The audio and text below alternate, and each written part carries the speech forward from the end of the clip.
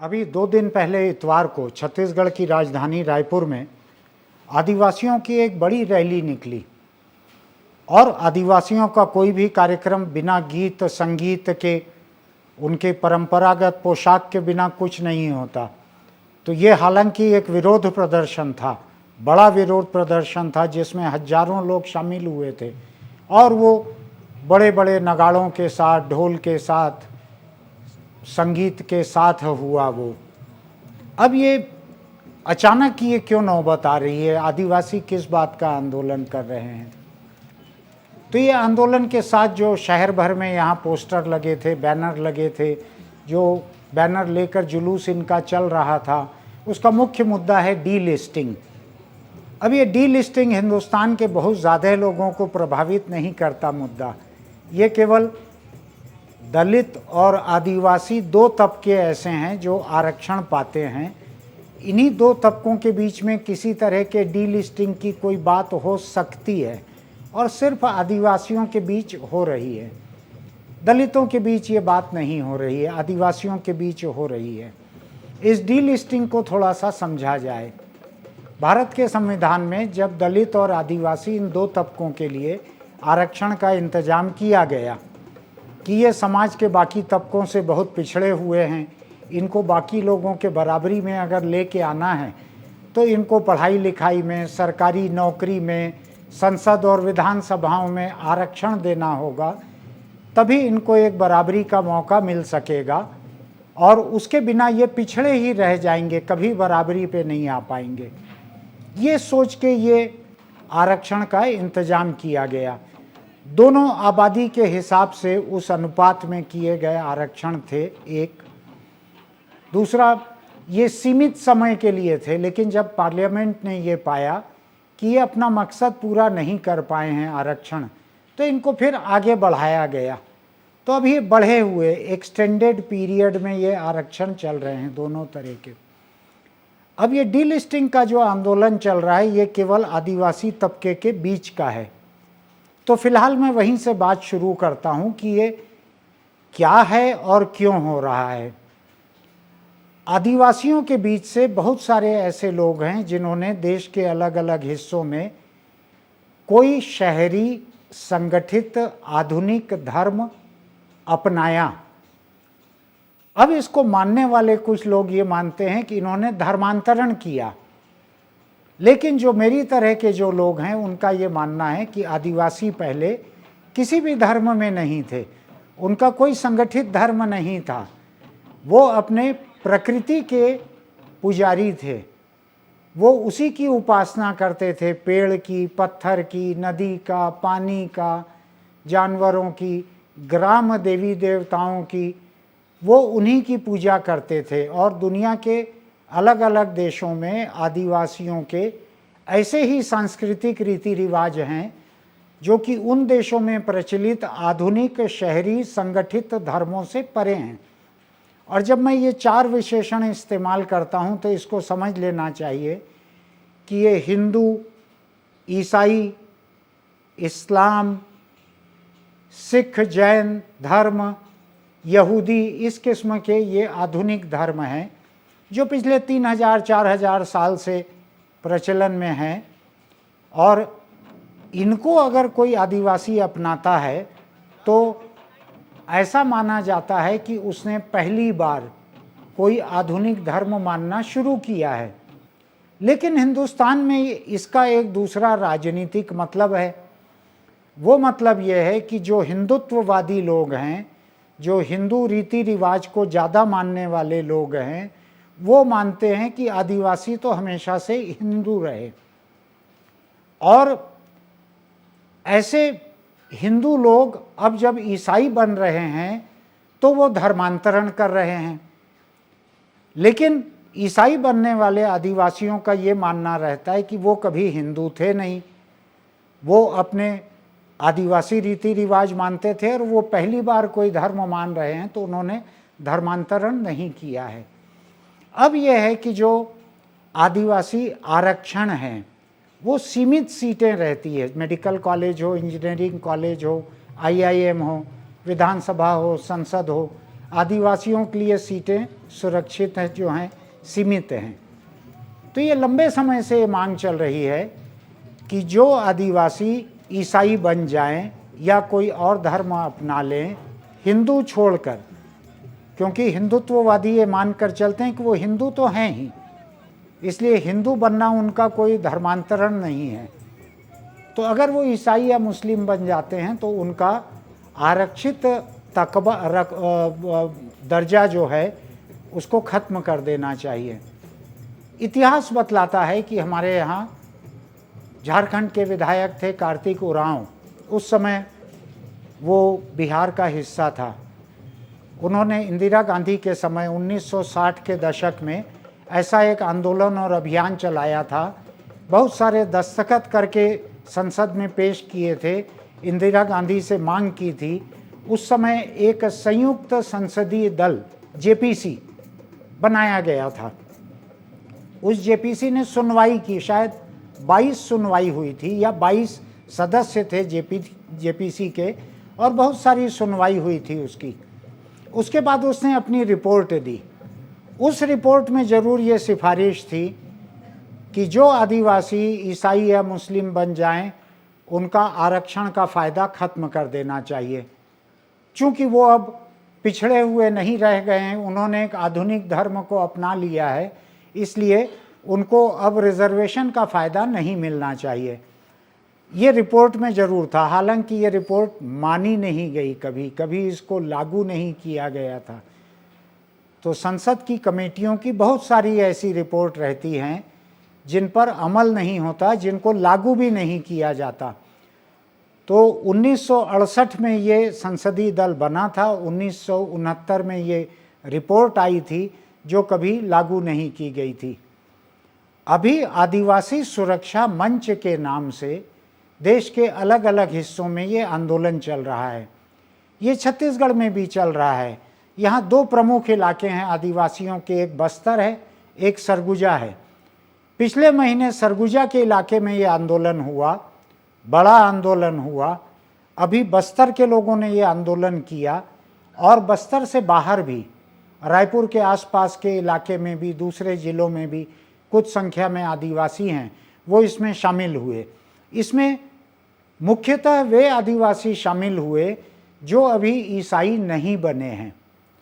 अब तर्क यहाँ पे ये आता है कि सुप्रीम कोर्ट के, हाई कोर्ट के अलग अलग कुछ एक ऐसे फैसले हैं जो ये कहते हैं कि अगर आदिवासियों ने अपने रस्म रिवाज छोड़ दिए हैं, पूजा की अपनी पारंपरिक पद्धति छोड़ दी है, और वो ईसाई या मुस्लिम हो गए हैं और ईसाई या मुस्लिम तरीके से ही पूजा करते हैं, तो उनका ये दर्जा खत्म हो जाना चाहिए।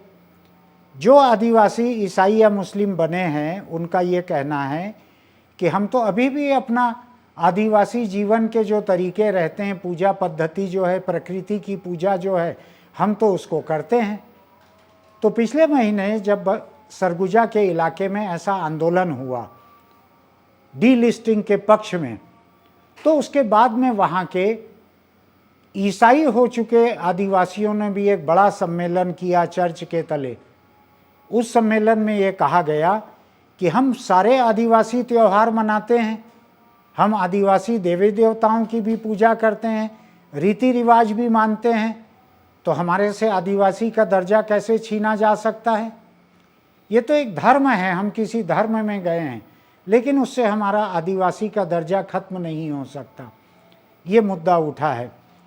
मैंने अभी इस बारे में, इतवार को जो यहाँ आंदोलन हुआ उसमें दो बड़े नेता शामिल थे।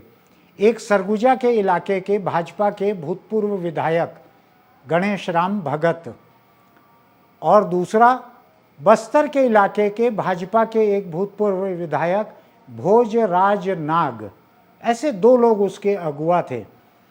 तो मैं कल से भोजराज नाग जी से बात करने की कोशिश कर रहा था, आज मेरी बात हो पाई है। उनकी इजाज़त लेके मैंने रिकॉर्डिंग की है, वो टेलीफोन कॉल, उसको हम कोशिश करेंगे कि इस वीडियो के बीच में उनसे जो बातचीत हुई है, उनके जो तर्क हैं, ये भी हम आपको सुनाएं। लेकिन मैं इससे पहले एक और चीज़ साफ करना चाहता हूँ। कि दलितों का जो आरक्षण है उसके बारे में भी कभी कभी ये बात उठती है कि दलित अगर अपना धर्म बदल ले तो उसका भी आरक्षण खत्म हो जाना चाहिए, क्योंकि हिंदू समाज के भीतर रहते हुए जिस कुचलने वाली जाति व्यवस्था की वजह से जाति व्यवस्था के पांवों पे जो दलित है उसको जो आरक्षण मिला है, पांव से उसको सिर तरफ 2-4 इंच उठाने के लिए, तो अगर उसने कोई दूसरा धर्म अपना लिया तो उसका भी आरक्षण खत्म हो जाना चाहिए। यहाँ पर थोड़ा सा फर्क है, इस फर्क को मैं जाहिर करना चाहता हूँ आपके सामने। दलित अगर बौद्ध, जो कि आमतौर पर हिंदुस्तान में होते हैं, दलितों में सबसे अधिक बौद्ध बनते हैं, तो हिंदुओं में जो दलित हैं वो अगर बौद्ध बनते हैं, जैन बनते हैं, सिख बनते हैं, ऐसा कुछ बनते हैं, तो इन तीनों में से जैन बनते मैंने किसी को नहीं देखा है, जैन समुदाय शायद उनको मंजूर भी नहीं करेगा, लेकिन सिख जरूर बनते हैं। कुछ एक दलित मैंने छत्तीसगढ़ में भी देखा है, कुछ सतनामियों को सिख बनते हुए। तो दलित अगर इन तीनों में से किसी धर्म में जाते हैं तो उनका आरक्षण का दर्जा इसलिए कायम रहता है क्योंकि ये तीनों धर्म हिंदुस्तान के संविधान में हिंदू धर्म से निकले हुए माने गए हैं, और ये माना गया है कि अगर ये हिंदू धर्म छोड़कर इन धर्मों में जाएंगे तो भी वहाँ जाति व्यवस्था है और यहाँ पर जाकर भी वे दलित के दलित ही रहेंगे, उनका धर्म बदल जाएगा, तो उनका आरक्षण जारी रहना चाहिए। लेकिन मुझको अभी तक जो पता लगा है पढ़कर वो बता रहा हूँ, अगर मैं गलती पर हूँ तो बतलाइएगा, वो ये है कि अगर हिंदुस्तान का दलित मुस्लिम हो जाए या ईसाई हो जाए तो उसका आरक्षण का दर्जा खत्म हो जाता है। उसकी ये वजह है कि ये दो धर्म जो हैं ये भारत की मनुवादी जाति व्यवस्था से अलग के धर्म हैं, ये हिंदू धर्म से निकले हुए धर्म नहीं हैं, ये अलग धर्म हैं, इनमें जाति का उस तरह का ढांचा नहीं है। तो वहाँ अगर कोई दलित चले जाते हैं, मुस्लिम हो जाते हैं या ईसाई हो जाते हैं, तो फिर वो वहाँ के हो जाते हैं, वो किसी जाति व्यवस्था के शिकार नहीं रहते और उनको किसी आरक्षण के फायदे की ज़रूरत नहीं है। लेकिन मुद्दा आज दलित नहीं है, चूँकि मैं आदिवासियों का मुद्दा इतने खुलासे से आपके सामने रख रहा हूँ, इसलिए मैंने 2 मिनट में दलितों का मुद्दा भी रखा। अब इसके बाद में हम आपको कोशिश करेंगे भोजराज नाग से जो बातचीत हुई है उसको बताने की। जानना चाह रहा था, डीलिस्टिंग वाला जो आंदोलन चल रहा है इसमें आप लोगों का तर्क क्या है, क्यों होना चाहिए डीलिस्टिंग? हमारा तर्क यही है कि जो जनजाति समाज जी सैकड़ों वर्षों से गांव में रहने वाला है, वो अपने धर्म संस्कृति को मानने वाला है, अपनी परंपरा रीति रिवाज को मानने वाला है जी, वो आजकल धर्मांतरित होकर के अपने रीति रिवाज परंपरा अपने देवी देवता को नहीं मानता है। हाँ, वो ऑलरेडी अपने समाज की सूची से, अपने ग्राम की सूची से डिलीट हो चुका है, बाहर है। वो न सामाजिक रीति रिवाज परंपरा में भाग लेता है, न अपने देवी देवता के अनुष्ठान कार्यक्रम में भाग लेता है। अच्छा, इसलिए संविधान में ऐसा नियम होना चाहिए हाँ, कि जो व्यक्ति रीति रिवाज परंपरा को नहीं मानता है उसको शासकीय सुविधा का भी, जो जनजाति है उसके आरक्षण का भी लाभ नहीं मिलना चाहिए। अच्छा, लेकिन ये तो संविधान में फेरबदल केंद्र सरकार के अधिकार क्षेत्र का होगा ना? जी हाँ, केंद्र सरकार का ही है, लेकिन हम लोगों ने लगातार पहले विकास खंड में किया जी, फिर जिला स्तर पे किया, अभी प्रदेश स्तर पे पूरे अन्य प्रदेशों में भी चल रहा है, उसके बाद राष्ट्रीय स्तर पे देश में भी करेंगे। तो ये मांग आपकी केंद्र सरकार से है कि ऐसा किया जाए? हाँ, मांग तो सरकार से ही है, लेकिन जन जागरण करने से होगा, क्योंकि नहीं, हमने वो ठीक है, मैं आपके आंदोलन के बारे में नहीं कह रहा, मैं तो ये पूछ रहा हूँ कि ये करना का है ये काम केंद्र सरकार को आखिर में। हाँ, लेकिन हम ऐसा मानते हैं कि ये जन जागरण से ही संभव होगा। हाँ बिल्कुल, बिल्कुल। क्योंकि कार्तिक उरांव जी ने 67 और 70 में प्रयास करके देखा था, 348 सांसदों का हस्ताक्षर करके भी तत्कालीन प्रधानमंत्री इंदिरा गांधी जी को दिया था, लेकिन कुछ भी नहीं हो सका। अच्छा, अब मैं एक जी हाँ। चीज को समझना चाहता हूं कि जब संविधान बना था उस संविधान सभा में तो जनसंघ के जो लोग हैं, बात के जनसंघ के श्यामा प्रसाद मुखर्जी या और लोग भी थे, बहुत सारे लोग, उस समय जी ये जी व्यवस्था की गई थी कि चूंकि आदिवासियों का धर्म अपना एक आदिवासी धर्म होता है, तो वो जी हाँ। अगर किसी संगठित धर्म में पहली बार जाते हैं, चाहे वो हिंदू धर्म में जाएं, चाहे ईसाई धर्म में जाएं, चाहे वो बौद्ध बने, उनका जी आरक्षण जारी रहना चाहिए। ये व्यवस्था संविधान में बनी थी। जी हाँ। तो आप इस व्यवस्था को बदलना चाह रहे हैं? नहीं, मैं आपको कहना चाहूंगा कि अनुच्छेद 341 में डॉक्टर भीमराव अंबेडकर जी जिन्होंने संविधान को बनाया है, जी। उन्होंने यह प्रावधान रखा है कि हिंदू धर्म के अलावा ईसाई और इस्लाम जो धर्मांतरित हो जाता है या धर्म परिवर्तन करता है, उनको अनुसूचित जाति के आरक्षण का लाभ नहीं मिलना चाहिए। और 341 में यह प्रावधान है।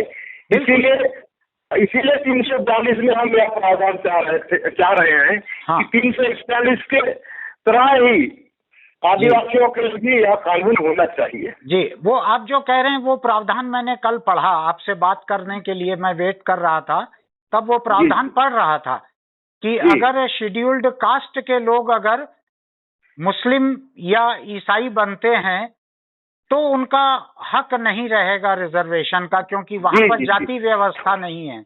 लेकिन अगर वो हिंदू, सिख, जैन, बौद्ध होते हैं तो रहेगा, क्योंकि ये हिंदू धर्म से जुड़े हुए निकले हुए धर्म हैं। ऐसी ही है ना व्यवस्था? हाँ, ऐसी ही है। लेकिन आदिवासियों के बारे में जब संविधान बना, उसमें आरक्षण की व्यवस्था की गई तो उनको अलग माना गया, इनसे उनको दलितों से अलग माना गया, अनुसूचित जाति के लोगों से अलग माना गया, और ये माना गया कि ये अभी किसी आधुनिक धर्म के, शहरी या संगठित धर्म के नहीं है। तो ये धर्मांतरण नहीं कर रहे हैं, ये पहली बार कोई शहरी धर्म मान रहे हैं, तो इसलिए इनका ये जारी रहना चाहिए आरक्षण, ऐसा मानना था उसमें संविधान में। नहीं, मैं आपको स्पष्ट करना चाहूंगा कि हमारे जो बस्तर क्षेत्र हैं और अन्य क्षेत्र हैं जहाँ पे सैकड़ों साल से लोग सनातन धर्म को मानने वाले लोग हैं, हम प्रकृति की भी जो पूजा करते हैं उसमें नदियों के माध्यम से या और भी जो जल के स्रोत है उसमें जल देवता को मानते हैं। वृक्ष को भी हम अपना देवता मानते हैं। पहाड़ पर्वत नदी नाले जो भी हैं, ये सबको हम जो पंचभूत है, पंच तत्व है, उसको देवी देवता के रूप में मानते हैं। और हमारा जो सनातन धर्म है, उस सनातन धर्म में विश्व का कल्याण हो, लोक कल्याण हो, हमारे गांव में शांति सुख व्यवस्था हो, सभी प्राणियों में सद्भावना हो, इस विषय को मानते हैं। लेकिन सिर्फ दुनिया में 2 धर्म ऐसे हैं, जो ईसाई और मुसलमान, वो कहते हैं कि इसी का पूजा करोगे या इसी पद्धति से करोगे तो ही तुम्हारा कल्याण होगा, अन्यथा नहीं होगा। ये बिल्कुल गलत है। वास्तव में संविधान में जो सर्वधर्म संभाव है, और जो संविधान कहता है वही सनातन धर्म कहता है, वही आदिवासी समाज कहता है। लेकिन मेरा एक सवाल नाग साहब आपसे ये है कि जो हिंदू धर्म जिसको हम कह रहे हैं, उसका इतिहास बहुत ज्यादा पुराना नहीं है। सनातन धर्म जिसको कहते हैं वो शायद और पुराना माना जाता है, मेरे पास उसका भी प्रमाण नहीं है। लेकिन आदिवासियों का, आप लोगों का जो धर्म है अपना खुद का, वो तो किसी भी सनातन इतिहास से और पुराना है। ये तो दसियों हजार साल पुराना है। तो आदिवासी हिंदू सनातनी कैसे हो गए? आदिवासी से निकल के कुछ लोग हिंदू सनातनी बन सकते हैं। आदिवासी तो बहुत पुराने हैं सनातनियों से भी। नहीं, आदिवासी यानी क्या है? आदिवासी कौन है? यही तो मूल प्रश्न है।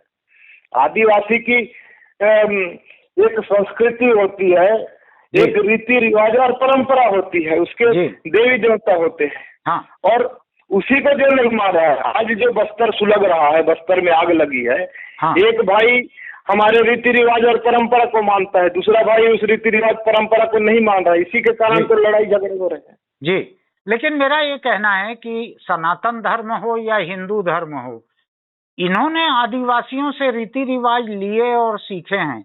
आदिवासियों ने इनसे नहीं लिए हैं। आदिवासी तो इनके बहुत पहले से चले आ रहे हैं। नहीं, उसी बात पर तो हम कायम है कि आदिवासी यानी आदि पुरुष। जैसे बूढ़ा देव महादेव को हम सब मानने वाले लोग हैं। जी जी सभी सभी देवों में जो त्रिदेव है, उन देवों में महादेव मुख्य देव है, जी भगवान शंकर बूढ़ा देव। हाँ और महादेव ने विश्व कल्याण के लिए विश्व का पान किया था। आज आदिवासी समाज भी प्रकृति के संरक्षण के लिए जी और दुनिया को, ये जो जलवायु परिवर्तन है, दुनिया भर की जो बिल्कुल सामाजिक राजनीतिक जिस प्रकार का लोगों में आज एक मानवता समाप्त हो रहा है, उसको आदिवासी समाज ही संरक्षित करके रखा है। ये मैं आपकी इस बात से 100% सहमत हूँ कि धरती को बचाने के लिए सबसे बड़ा योगदान आज आदिवासियों का है। जो शहरी लोग जितना बर्बाद कर रहे हैं उसको भी बचा कर चल रहे हैं आदिवासी। लेकिन मेरा बुनियादी सवाल एक बचे रह जाता है कि आदिवासी हिंदू नहीं है। हिंदू हो सकता है आदिवासियों से निकले हुए हों, आदिवासी तो हिंदुओं से बहुत पुराने हैं। नहीं तो मैं वही तो कह रहा हूँ, सब धर्मों का मूल, जी जैसे सब देवों का प्रमुख देव महादेव है, ऐसी हाँ सभी मानवता का या मानव समाज में जितने भी जाति धर्म सब निकले होंगे वो आदिवासी समाज, आदिवासी संस्कृति और रीति रिवाज से ही निकले हैं। बिल्कुल, मैं आपसे पूरी तरह सहमत हूँ। महादेव की सबसे पुरानी कहानी जो है आदिवासी उससे भी पुराने हैं। जी जी आप लोग सबसे पुराने हैं। आप लोग जिस समय थे उस समय धरती का कोई भी आधुनिक धर्म बना नहीं था। तो खैर अपन उस बहुत लंबी बहस को अभी नहीं छेड़ते, लेकिन आपकी ये मांग कुल मिलाकर केंद्र सरकार से है। एक बार पहले आपका कहना है कि बहुत से सांसदों ने दस्तखत करके इंदिरा गांधी को दिया था, लेकिन वो हो नहीं पाया था। अब पूरे देश में आप लोग एक बार फिर कोशिश कर रहे हैं कि आदिवासी धर्म छोड़कर कोई दूसरा धर्म अगर मानते हैं, दूसरे धर्म में जाते हैं, तो उनका आरक्षण का हक खत्म होना चाहिए। जी हाँ, ऐसा आपका मानना है? हाँ, ऐसा मानना है। इसीलिए जो हमारे कार्तिक उरांव जी ने सांसदों का हस्ताक्षर करके दिया था, उसमें जेपीसी का भी गठन हुआ था जी। इस पर भी कुछ नहीं हुआ। इसलिए हम चाहते हैं कि समाज में एक जागृति आ जाए और समाज के लोग संगठित हो जाए। और जब समाज संगठित होगा तो दुनिया की कोई भी ताकत जो है वो हमारे धर्म संस्कृति को छेड़छाड़ करने वालों को संरक्षण नहीं करेगा। समाज की एकजुटता को देख करके निश्चित रूप से हमारा मांग पूर्ण होगा। तो आपकी मांग यह है कि आदिवासी अगर अपना आदिवासी धर्म छोड़कर कोई दूसरा धर्म मानना शुरू करते हैं तो उनका आरक्षण खत्म होना चाहिए। हमारी जो रीति रिवाज और परंपरा है, हमारे जो देवी देवता है, हाँ, उसको कोई लिखित में उल्लेख नहीं है। हम अपने पूर्वजों से देख करके सीखे हैं कि हमारे पूर्वज किस प्रकार से पूजा पाठ करते थे, किन किन देवी देवताओं का पूजा करते हैं। और वो आज भी, चाहे वो यहाँ का अपना गोगराइन के काल के शिवलिंग हो, चाहे उधर अपने बारसूर के गणेश भगवान हो, चाहे डोलकल के हो, सारे जो है वो आज भी मौजूद है प्राचीन काल के सब इतिहास में। हम उन सबको मानने वाले हैं और हमारा देवी देवता स्वयं बताता है कि किसको मानना है कि किसको नहीं मानना है। लेकिन जो हिंदू धर्म मान रहे हैं आदिवासी, उसको आप धर्मांतरण या धर्म दूसरा मान लेना ऐसा नहीं मान रहे हैं? नहीं, जो हमारे देवी देवता के ऊपर आस्था रखता है, जो हमारे माता गुड़ी देवगुड़ी में जाता है, वहाँ का प्रसाद खाता है, तो हम ऐसे लोगों को अलग क्यों मांगे? ठीक बात है। जो व्यक्ति हमारा प्रसाद नहीं खाता, हमारे देवी देवता मान करता है, तो ऐसे लोगों को ही हम कहते हैं कि ये लोग ना अपने साथ कोई संबंध रखते हैं, उनका कोई आचरण मिलता है। इसलिए हम ऐसे लोगों का एक लिस्टिंग चाहेंगे। अब एक बात और मुझको बतलाइए कि आज एक मांग चल रही है आदिवासी समाज की तरफ से कि जो जनगणना होने वाली है उसमें आदिवासियों का धर्म अलग से दर्ज किया जाए, जो कि पहले था। एक समय आजादी के बाद एक जनगणना में कम से कम था, वो आदिवासियों को अलग एक कैटेगरी में रखा गया था, उसको किसी दूसरे धर्म में नहीं मिलाया गया था। इस पे आपका क्या कहना है कि जनगणना में आदिवासी को अलग गिनना चाहिए कि नहीं गिनना चाहिए? अब पता नहीं किस संगठन के लोग जो मांग कर रहे हैं और क्या है। अब इसके बारे में तो मैं नहीं बता पाऊंगा। हमारा जनजाति सुरक्षा मंच का सिर्फ और सिर्फ एक ही मांग है ठीक। कि जो जनजाति अपने देवी देवता और रीति रिवाज को नहीं मानता है, जी। सामाजिक रीति रिवाज और परंपरा को नहीं मानता है, उसको जी। आरक्षण का लाभ नहीं मिलना चाहिए। ठीक है, बहुत बढ़िया, आपने साफ साफ अपनी बात समझाई। बहुत बहुत धन्यवाद। आपने ये कॉल रिकॉर्ड करने की इजाजत दी, इसके लिए भी धन्यवाद। हम इसकी रिकॉर्डिंग को यूज करेंगे। बहुत धन्यवाद। जी जी, बहुत बहुत धन्यवाद। हमारा मैंने स्पष्ट शब्दों में जो एक मांग है उसी को लेकर के हम चल रहे हैं। बिल्कुल। अन्य संगठन क्या करता है, अन्य लोग क्या करते हैं, उससे हमको कोई मतलब नहीं है। बिल्कुल बिल्कुल, बहुत धन्यवाद। आप बड़ा साफ समझाया आपने। आइएगा चाय पीने जब रायपुर आए तो। जी जी जी, ठीक है, जरूर जी जरूर, जी, धन्यवाद। Thank you thank you. जी जी जी, हाँ। उसको सुनने के बाद मैं केवल इतना ही आपसे कहना चाहूँगा कि ये मुद्दा जितना आदिवासियों के हक का है, गिनी चुनी आरक्षित सीटों के लिए बहुत बड़े आदिवासी तबके के बीच से कुछ लोगों को फायदा आरक्षण का मिले, ऐसा मुद्दा है। ये उसके बीच, आरक्षित तबके के बीच, आदिवासी तबके के बीच की ये लड़ाई है। लेकिन ये दिलचस्प संघर्ष है। ये धर्म का संघर्ष है, रीति रिवाज का संघर्ष है, ये आरक्षण का संघर्ष है। और छत्तीसगढ़ के बस्तर में हम जो हालत देख रहे हैं, यहाँ पर आदिवासियों के ईसाई बनने पर एक संघर्ष हो रहा है बहुत बड़ा। उनको, जो ईसाई बन चुके आदिवासी हैं, मौत होने पे उनको आदिवासियों के श्मशान में दफनाने भी नहीं मिल रहा है उनको। तो एक बड़ा संघर्ष चल रहा है वहाँ, बड़ा सांप्रदायिक तनाव भी चल रहा है, मारपीट भी चल रही है, हमले भी चल रहे हैं। ये भी माना जा रहा है कि जो चुनाव हैं कुछ महीने बाद छत्तीसगढ़ में, उसको ध्यान में रखते हुए ये एक अलग किस्म का धार्मिक ध्रुवीकरण हो रहा है, ये भी माना जा रहा है। मैं अभी डीलिस्टिंग के मुद्दे को बहुत ज़्यादा चीज़ों में उलझाना नहीं चाह रहा हूँ, इसलिए मैंने जिक्र भर कर दिया। तो डीलिस्टिंग का मुद्दा, चूँकि सड़कों पर आपने बैनर पोस्टर देखे हैं, अखबारों में आप सुर्खियाँ देख रहे हैं, इसलिए ये खुलासा करना साफ था कि ये डीलिस्टिंग का मुद्दा है क्या। अब इनका ये कहना है, यहाँ जो प्रदर्शन हुआ था, भोजराज नाग से मैंने बात की, उनका ये कहना, उनसे पूछा मैंने कि आपने आंदोलन यहाँ किया है, लेकिन ये करना तो केंद्र सरकार को है, देश के संविधान में फेरबदल राज्य सरकार तो नहीं कर सकती। तो उनका कहना था कि ये आंदोलन हम यहाँ जनमत बनाने के लिए कर रहे हैं। हमने ब्लॉक लेवल पे भी किया था, जिलों में किया था, अब हम राज्य स्तर पे हमने किया है, दूसरे प्रदेशों में करेंगे, कुल मिला के हम संसद के सामने जाएंगे। पिछले साल 2022 में संसद सदस्यों से मिलके शायद 445 संसद सदस्यों से आदिवासी मिल चुके हैं, उनके सामने अपनी मांग रख चुके हैं। अब देखते हैं कि संसद क्या करती है।